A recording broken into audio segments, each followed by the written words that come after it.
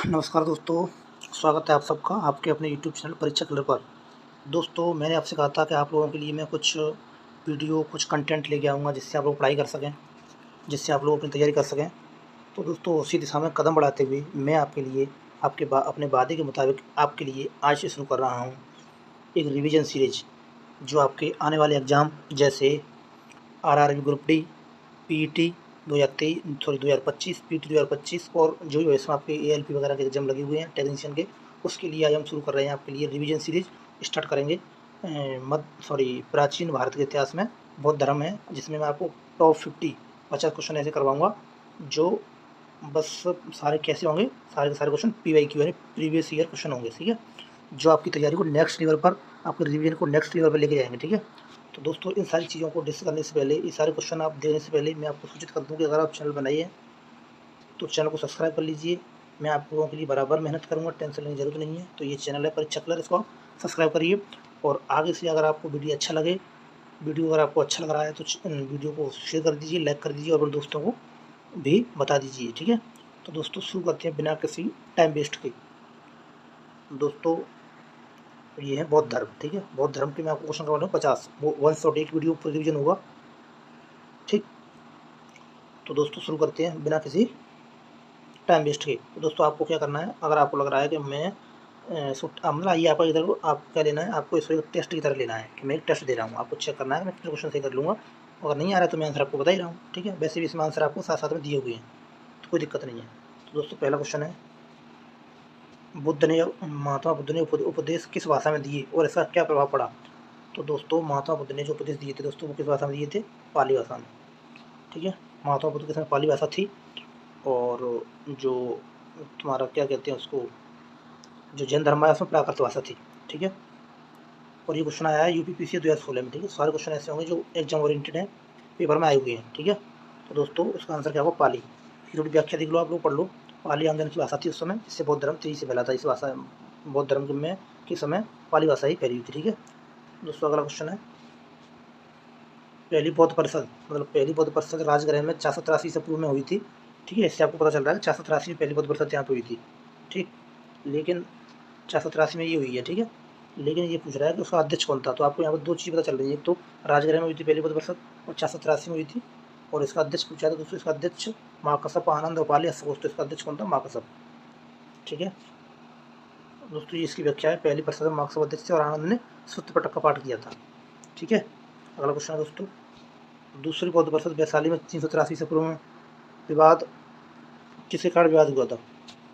तो दोस्तों, दूसरी जो बौद्ध परिषद हुई थी वैशाली में, उसमें विवाद हो गया था। किसके कारण विवाद हुआ था, नियमों में शिथिलता के कारण, शिथिलता के कारण विवाद हो गया था। ठीक है, और ये पीसी 2012 में क्वेश्चन आया हुआ है। ठीक है, अगला क्वेश्चन देखते हैं। इसमें जितो ये आप व्याख्या पढ़ लीजिए आप लोग। ठीक है, मैं थोड़ा जल्दी जल्दी आपको रिवीजन कराऊंगा। अगला क्वेश्चन है दोस्तों, बौद्ध धर्म में तीसरी परिषद पाटलिपुत्र में हुई थी, उसमें कौन सा सम्राट था या किस राजा के समय में हुई थी ये। तो पाटलिपुत्र में हुई थी, उस समय राजा था अशोक। ठीक है, अशोक के समय में ये हुई थी। दोस्तों, इसका आंसर क्या हुआ, अशोक। ठीक है, अगला क्वेश्चन देखते हैं। आप व्याख्या आपको पढ़ लीजिए, मैं आपको व्याख्या नहीं करवाऊंगा। ठीक है दोस्तों, अगला है, चौथी बौद्ध परिषद कश्मीर कनिष्क के काल में हुई थी, धार्मिक भाषा उसमें कौन सी थी। कनिष्क के काल में जो चौथी बौद्ध परिषद हुई थी, तो उस समय धार्मिक भाषा कौन सी थी, संस्कृत।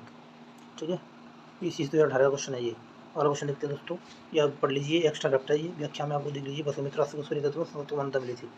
अगला क्वेश्चन है, महायान महायान बौद्ध धर्म में क्या विशेषता थी। ठीक है, तो महायान के जो लोग हैं वो क्या विशेषता मानते थे इस धर्म की। तो दोस्तों, महायान के जो लोग हैं वो महायान शाखा दो थी, महायान और हीनयान। तो महायान शाखा वाले लोग महात्मा बुद्ध को ईश्वर मानते थे। ठीक है, जबकि हीनयान शाखा के लोग महात्मा बुद्ध को ईश्वर नहीं मानते थे। ठीक है, ये RRB 2019 में आया क्वेश्चन है। वाला क्वेश्चन देखते हैं, ये देख लीजिए आप लोग।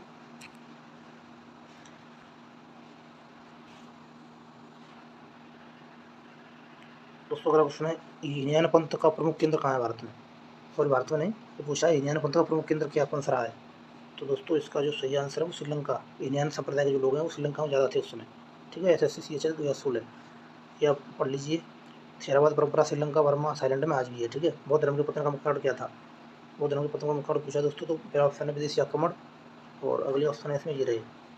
ठीक है, तो बौद्ध धर्म के पतन का मुख्य कारण क्या है दोस्तों, वैदिक पुनर्जागरण और गुप्तकाल क्या हुआ था, वैदिक जुगाड़ हो गया था और गुप्त काल आ गया था। इसके चक्कर में बौद्ध धर्म का जो है पतन हो गया उस समय। ठीक है, PCS 2015 ये आपको पढ़ लीजिए। बौद्ध धर्म में त्रिरत्न क्या थे, बुद्ध धम्म संघ। ठीक है, बुद्ध धम्म है, धर्म लिखा है इसमें, बुद्ध धम्म संघ कहते हैं, ये तीनों बौद्ध धर्म में त्रिरत्न थे। UPC 2010। ठीक है, बौद्ध धर्म के मूल स्तंभ इन्हीं को कहा जाता है। अगला क्वेश्चन है, बुद्ध चरित्र किसने लिखी है, तो ये तो आपको पता होगा, नहीं पता तो मैं बता रहा हूँ। 80 क्वेश्चन लिखी है बुद्ध चरित्र, इसमें बुद्ध के बारे में बताया गया, ये बुद्ध की जीवनी है, ये मान लो आप लोग। ठीक है, ये BPSC 2011 में आया क्वेश्चन है, आप लोग इसकी व्याख्या पढ़ लीजिए। बौद्ध धर्म मिलिंद पन्हो किस राय से संबंधित है, बौद्ध ग्रंथ मिलिंद पन्हो किससे संबंधित है, मिलिंद पन्हो जो राय मिनंडर था, मिलिंद या मिनंडर, इससे संबंधित है। ठीक है, अगला क्वेश्चन, नागसेन का संवाद दिया है इसमें, राजा मिनंडर और नागसेन का जो संवाद है वो इसी पुस्तक में दिया हुआ है। अगला क्वेश्चन है दोस्तों, बौद्ध धर्म को किस बौद्ध ग्रंथ को बौद्ध धर्म का संविधान कहते हैं। दोस्तों ये ग्रुप टॉप का क्वेश्चन है, किस बौद्ध ग्रंथ को बौद्ध धर्म का संविधान कहा जाता है ना क्वेश्चन, जबरदस्त। तो दोस्तों इसका ऑप्शन क्या है, विनय पिटक को बौद्ध धर्म का क्या कहते हैं, संविधान बोले तो नियम कानून। इसमें विनय पिटक में पूछा जाता है, विनय पिटक किससे संबंधित है, तो बौद्ध धर्म के नियम और कानून इसमें दिए गए हैं। ठीक है, बौद्ध धर्म के नियम और कानून। अगला क्वेश्चन है, इसमें संघ जीवन का अनुशासन का वर्णन। ठीक है, नियम संघ जीवन का जो अनुशासन है उसमें दिया गया। अगला क्वेश्चन है, धम्मपद किस पिटक से संबंधित है, धम्मपद जो का दोस्तों सूत्र पिटक से संबंधित है। किससे पिटक से संबंधित है, धम्मपद सूत्र पिटक से संबंधित है, ये सूत्र पिटक से असंबंधित है। ठीक है, CGL 2018 में आया हुआ है, इसमें नैतिक शिक्षाएं और बुद्ध को उपदेश दिए गए हैं, इसमें सूत्र पिटक में। बौद्ध धर्म के किस संघ में प्रत्यय समुत्पाद का सिद्धांत दिया गया है, दोस्तों इसी ग्रंथ में दिया गया है जिसका ये नाम है। ठीक है, तो दोस्तों इसका जो सही आंसर है वो क्या है,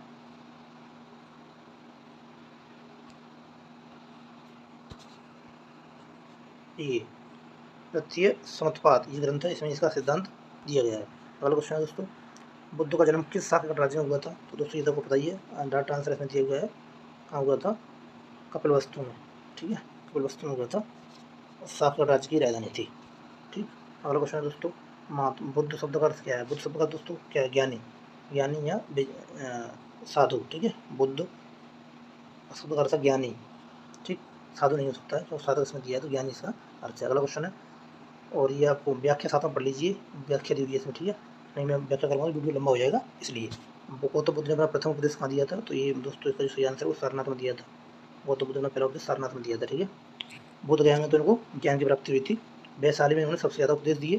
ठीक है, ये क्वेश्चन आपको फैक्ट याद रखना है। ठीक है, और जो पहला उपदेश था उसे कहते हैं धर्मचक्र प्रवर्तन, और ये 5 लोगों को दिया था इसलिए, सॉरी वो गौतम बुद्ध ने 5 लोगों को पहला उपदेश दिया था जिसे कहा जाता है धर्मचक्र प्रवर्तन। अगला क्वेश्चन दोस्तों, बौद्ध धर्म का प्रचार सबसे पहले किस देश में हुआ, तो दोस्तों सबसे पहले बौद्ध धर्म का प्रचार मैं आपको बता दूं श्रीलंका में हुआ था, और ये करवाया था अशोक ने।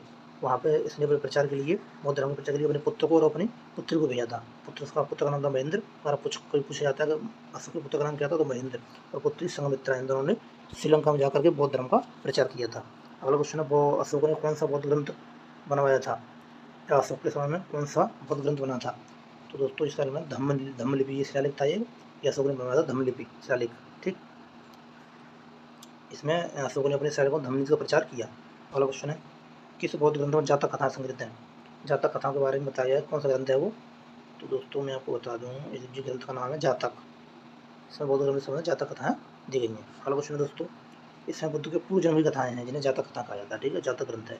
बौद्ध संघ में प्रवेश हेतु न्यूनतम आय क्या थी, जैसे दोस्तों ये पूछा रहा है कि जैसे अभी हमारे ज़माने में वोट देने की न्यूनतम आय क्या 18 वर्ष, ऐसे ये इसमें पूछा है। बौद्ध का जो संघ होता था, जो ग्रुप, उसमें कोई व्यक्ति अगर प्रवेश लेता है तो उसकी न्यूनतम आय क्या होती थी, 15 वर्ष रखी गई थी उन्होंने। ठीक है, तो 15 साल का कोई व्यक्ति हो जाता था, वो ही बौद्ध संघ में प्रवेश ले सकता था। अगला प्रश्न है दोस्तों, बौद्ध धर्म में मध्य मार्ग का अर्थ क्या है, बौद्ध धर्म में मध्य मार्ग का अर्थ पूछा है, ये PCA 2019 का सवाल है। तो बौद्ध धर्म में मध्य मार्ग का अर्थ विलासिता और कठोर तपस्या के बीच का जो मार्ग है वो है मध्य मार्ग। ठीक है, विलासिता और कठोर तपस्या के बीच का जो क्या कहते हैं मार्ग है उसे कहते हैं मध्य मार्ग। यह बुद्ध का व्यवहारिक मार्ग है जो बुद्ध ने बनाया था। ठीक है, बौद्ध धर्म का वह ग्रंथ जिसमें दार्शनिक विषयों का विवेचन किया गया है, दार्शनिक विषय, तो ये है आदिधम्म पिटक। ठीक है, अगला क्वेश्चन है दोस्तों, किस बौद्ध धर्म शाखा में बोधिसत्व को आदर्श माना जाता है, किस बौद्ध धर्म शाखा में बोधिसत्व आदर्श माना जाता है, तो ये महायान शाखा में। ठीक है, इसमें बोधिसत्वों की पूजा की जाती थी। अगला है दोस्तों, बौद्ध धर्म का उगम किसने संस्कृत को माध्यम बनाया, तो महायान जो संप्रदाय है उसी के लोग संस्कृत को माध्यम इन लोगों ने बनाया था। ठीक है, अगला क्वेश्चन है दोस्तों, ये आगे क्वेश्चन है 26वां। 25 क्वेश्चन आगे पूरे हो गए हैं। किस बौद्ध ग्रंथ को बौद्ध धर्म का गीता कहा जाता है? ये दो क्वेश्चन है, कितने जबरदस्त क्वेश्चन है। पूछा था संविधान कहा जाता है, इसमें धम्मपद। इसका सही आंसर क्या है? ये ग्रंथ है धम्मपद, जिसे बौद्ध धर्म की गीता कहा जाता है। धम्मपद को बौद्ध धर्म की गीता कहा जाता है। क्वेश्चन यूपीपीसी 2013 का, ठीक है। तो इसको गौर से आप लोग रिवीजन करिए। अगला क्वेश्चन है मिलिंद पन्नु किसके बीच वार्तालाप पदार्थ है? ये तो हमें पहले डिस्कस किया था। तो मिलिंद पन्नु में क्या दिया? मेनांडर और नागसेन के बीच का संवाद है, व्याख्या में दिया हुआ था ऊपर ये क्वेश्चन है, ठीक है। आगे देखते हैं अगला क्वेश्चन। अशोक ने बौद्ध धर्म की कौन सी शाखा को संरक्षित किया था? तो अशोक ने बौद्ध धर्म की हीनयान शाखा को संरक्षित किया था। हीनयान अशोक ने किसको किया था? संरक्षित किया था हीनयान शाखा को, ठीक है। अगला क्वेश्चन है बौद्ध धर्म का सबसे प्राचीन ग्रंथ कौन सा है? ये देखो कैसे क्वेश्चन आ रहे हैं। बौद्ध धर्म का सबसे प्राचीन ग्रंथ है दोस्तों विनय पिटक, ठीक। मैं थोड़ा जल्दी जल्दी करूँगा जिससे आपको वीडियो छोटा रहे और आप जल्दी से रिवीजन कर पाओ। अगला क्वेश्चन है बुद्ध का महापरिनिर्वाण या मृत्यु कहाँ हुई थी? मृत्यु को कहते हैं बौद्ध धर्म में महापरिनिर्वाण। तो दोस्तों ये कुशीनगर में, कुशीनारा या कुशीनगर कहते हैं इसे। तो दोस्तों कहाँ हुई थी? कुशीनगर में, ठीक है। उत्तर प्रदेश में ये पड़ता है, सारनाथ जिले में। हाँ ये तो जिला, ये कुशीनगर जिला है, वहीं पर हुई, ठीक है। 483 ईस्वी कुशीनगर में सारनाथ पड़ता है। अगला है 483 ईस्वी बुद्ध ने अंतिम सांस ली, ठीक है। 483 में इनकी डेथ हो गई थी। अगला क्वेश्चन है बौद्ध धर्म के किस पिटक में उपदेश संग्रहित है? उपदेश किसमें है? जो महात्मा बुद्ध ने जो उपदेश दिए वो कौन से पिटक में है? वो सुत्त पिटक में, ठीक है। 3 पिटक हैं, सुत्त पिटक, विद्या पिटक और विनय पिटक और अधम्म पिटक, ठीक है। अगला क्वेश्चन अधम्म पिटक मुख्यतः किस विषय पर आधारित है? तो ये इसमें दर्शन और मनोविज्ञान है। इसका सही आंसर क्या है? दर्शन और मनोविज्ञान। अगला क्वेश्चन है जातक कथाएं किसका विवरण देती हैं? तो ये अभी हम डिस्कस कर चुके हैं। जातक कथाएं बुद्ध के पूर्व जीवन कथाओं का विवरण देती हैं, ठीक है। अगला क्वेश्चन है दोस्तों बुद्ध की जातक कथाएं किसका विवरण देती हैं? तो ये महात्मा बुद्ध के पिछले जन्म की का विवरण देती हैं। इन कथाओं को हम कहते हैं जातक कथाएं, ठीक है। इसका आंसर क्या है? बुद्ध के पिछले जन्म का विवरण दिया गया है इसमें, ठीक है। बौद्ध धर्म में आर्य सत्य कितने हैं? तो 4 आर्य सत्य दिए गए हैं बौद्ध धर्म में, ठीक है। व्याख्या में देख लीजिए 4 दिए गए होंगे, ये रहे, ठीक है।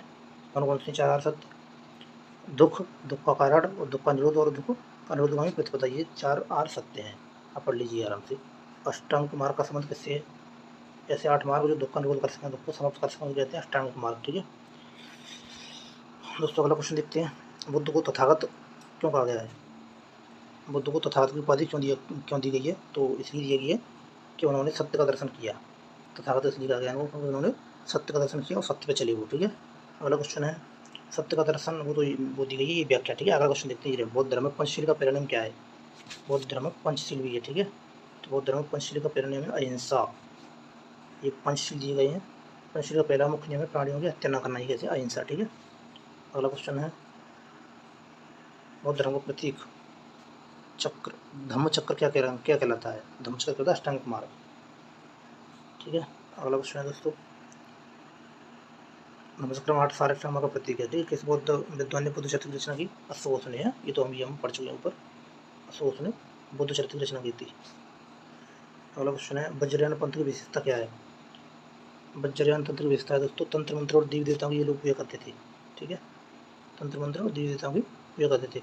और वज्रयान बौद्ध धर्म ने तांत्रिक तत्वों को अपनाया था, ठीक। अगला क्वेश्चन बोधिसत्व की अवधारणा किस बौद्ध शाखा में? ये तो हम 2 बार डिस्कस कर चुके हैं। बोधिसत्व का पूजा होती थी महायान शाखा में, ठीक है। सारे क्वेश्चन पेपर में आए हुए हैं। तो दोस्तों आप हमारी मेहनत के लिए हमें सपोर्ट कर सकते हैं चैनल को सब्सक्राइब करके। बौद्ध धर्म में मध्यम मार्ग का क्या है? बौद्ध धर्म में मध्यम मार्ग क्या है? ये तो हम अभी डिस्कस कर चुके हैं। ये दूसरे तरीके से क्वेश्चन पूछा गया, ये सीजीएल पूछा गया, ठीक है। तो अतिभोग और अति तपस्या से बचना, बीच का रास्ता अपनाना से कहते हैं मध्यम मार्ग, ठीक है। ये है मध्यम मार्ग। ये हमने ऊपर देखा था ना, भोगविलास और कठिन तपस्या के बीच का मार्ग, वही चीज़ है ये, ठीक है। अगला क्वेश्चन है दोस्तों बुद्ध के उपदेशों का सार क्या है? बुद्ध के उपदेशों का सार है दोस्तों अष्टांगिक मार्ग, ठीक। ग्रुप डी में आया 2019 में। अगला क्वेश्चन है दोस्तों किस शासक को द्वितीय अशोक कहा जाता है? तो दोस्तों इसका जो सही आंसर है वो है कनिष्क। कनिष्क को दोस्तों द्वितीय अशोक कहा जाता है। इसके शासनकाल में जम्मू कश्मीर में चौथी बौद्ध परिषद का आयोजन हुआ था, ठीक है। और इसने बौद्ध धर्म को प्रचार किया था। अगला क्वेश्चन बौद्ध धर्म में कर्ण और मैत्री का महत्व किस उपदेश में दिया गया है? तो दोस्तों कर्ण और मैत्री का जो महत्व है वो धम्मपद में दिया गया है, ठीक है। SSC CHSL 2019 में आया हुआ सवाल है। अगला क्वेश्चन दोस्तों महायान और हीनयान में मुख्य अंतर क्या है? तो 2 शाखाएं थी ना बौद्ध धर्म की, दूसरी बौद्ध परिषद में बढ़ गए थे ना। तो इसमें जो अंतर है भाषा का, महायान वाले पाली का प्रयोग करते थे और हीनयान वाले संस्कृत का प्रयोग करते थे, ठीक है। अगला क्वेश्चन है किस विदेशी यात्री ने बौद्ध धर्म की जानकारी दी है? तो फायान, जो किसके समय में आया था? फायान, फायन दोस्तों आया था तुम्हारा बौद्ध धर्म की जानकारी फायन ने दी है। तो ये हर्षवर्धन के हर्षवर्धन नहीं, ये चंद्रगुप्त के शासनकाल में आया उधर, ठीक है, गुप्त काल में आया था ये, इसने बौद्ध धर्म का वर्णन किया। अगला क्वेश्चन दोस्तों, बौद्ध धर्म किस ग्रंथ को लघु त्रिपिटक कहते हैं? तो धर्मपद को लघु त्रिपिटक कहते हैं। बहुत इंपॉर्टेंट क्वेश्चन है दोस्तों, ठीक है। इसमें वो क्वेश्चन नहीं है कि बौद्ध धर्म माता बुद्ध जन्म कहाँ होता है, माता पिता का नाम होता है, ऐसा क्वेश्चन नहीं है। थोड़े अच्छे लेवल क्वेश्चन है जो पेपर में आए हुए हैं, ठीक है। तो वो क्वेश्चन आपको जो बेसिक है वो कहीं देख लीजिए आप, इसमें आपको अच्छे क्वेश्चन मिलेंगे। अगला क्वेश्चन है दोस्तों, बुद्ध का पहला उपदेश किस नाम से जाना जाता है? ये तो हम डिस्कस कर चुके हैं, धर्मचक्र प्रवर्तन, ठीक है। पहला उपदेश धर्मचक्र प्रवर्तन कहाँ दिए थे? पहला उपदेश सारनाथ में 5 लोगों को दिया था, ठीक है, 5 लोग थे, इनको उपदेश दिया था। लास्ट क्वेश्चन दोस्तों इस वीडियो का, वो बौद्ध धर्म के अनुसार निर्वाण का वास्तविक अर्थ क्या है? तो निर्वाण का वास्तविक अर्थ है दोस्तों जन्म और मरण से मुक्ति पा जाना, यानी मोक्ष प्राप्त कर लेना, इसको कहते हैं निर्वाण।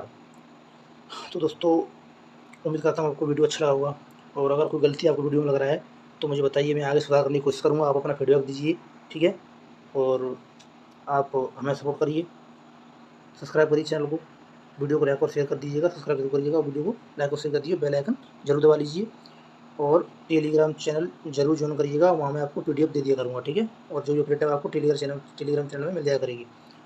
तो सब्सक्राइब जरूर कर लीजिए, ठीक है। तो मिलते हैं अगली वीडियो में। जय हिंद, जय भारत।